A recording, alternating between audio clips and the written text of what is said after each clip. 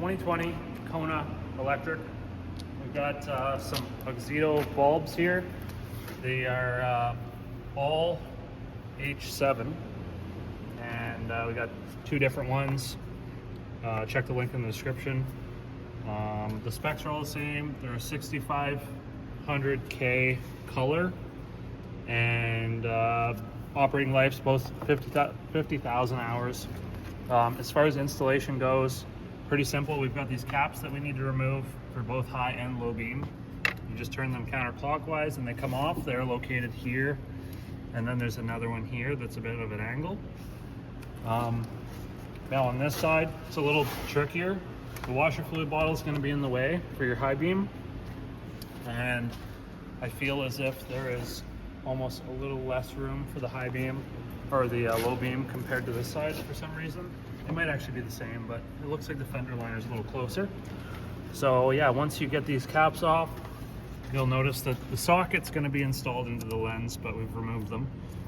We've got two tabs located on the side of the socket, so you just turn this counterclockwise and the whole light and socket assembly will be removed from the lens. And then you'll just have to remove your light bulb. So it's simple, you just grab it and pull it straight up out of the socket, and then we're ready to install our lights. So yeah, you just line these things up. You can see it'll only accept this one direction. Can't really screw that up. If you put it in backwards, it's not going to go in. And then you just basically line it up with a hole, and once it's seated in there, we can just turn it clockwise to have it engaged. And I'll get a mirror to show you what that looks like, because you're not going to be able to see with my hand. But you can also take a look in through the light itself with the high beam bulbs, and they should be sitting in there nice and true. You don't want them on an angle or anything like that, otherwise you're not going to be able to run them like that. They might melt the lenses and you'll have poor lighting performance.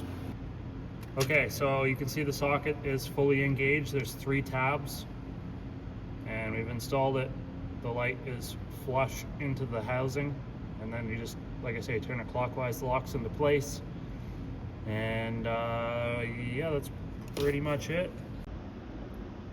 Okay, so you can see the very top tab. It's a black tab that's sticking out right beside that Phillips screw.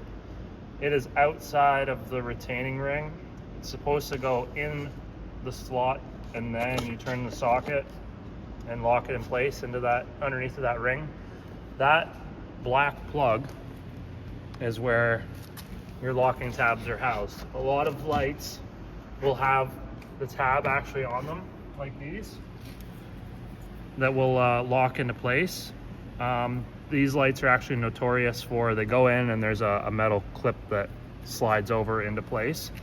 But these just plug into the socket, and then the socket itself has the retaining tabs that lock into the ring. So this is wrong.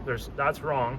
They need to be installed correctly. There's three locking tabs. You see that bulb is not straight in there. It's on an angle. Yeah, that's another way to tell. It'll be harder to tell, obviously, well, pretty much impossible to tell on the outside lens because of the magnification sphere that's in front of it. You can't actually see the bulb. But on the inside, when you can see the bulb, then the bulb should be in the housing nice and straight and not crooked up or down or sideways. With these light bulbs, it's not going to throw any warnings on the dash as far as light bulbs out or anything like that, so that's good. We can turn the ignition on, and then you can see here the lighting is fantastic. It's a nice bright white color, so it's very modern, and high beams really light it up.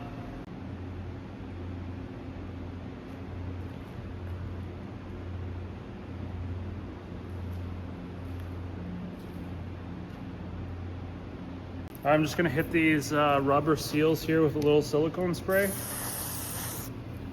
You could use like a silicone based grease if you wanted to. And the caps are both the same, so don't worry about switching them around. Silicone spray just helps the rubber from binding up. But all we got to do is just line these up till they pop in, and then turn them clockwise to lock them into place. So we do that for high and low beam.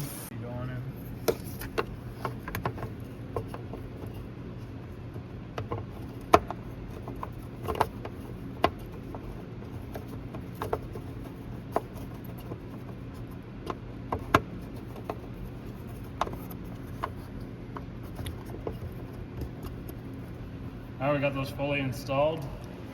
That's pretty much it. If you like the video, give it a thumbs up. Hopefully you get some of these lights for your whip because they're pretty sweet, to be honest. They're quite a good upgrade. So that's about it. You got any comments, throw them in the comment section. Like, subscribe. We'll see you in the next one. You can get pretty much any of these ones except for the ones with the cords. Don't get the ones with the cords. They might not fit properly in there. So, yep. These are the ones that we got in the video. And yeah, you can choose from other ones as well. They got different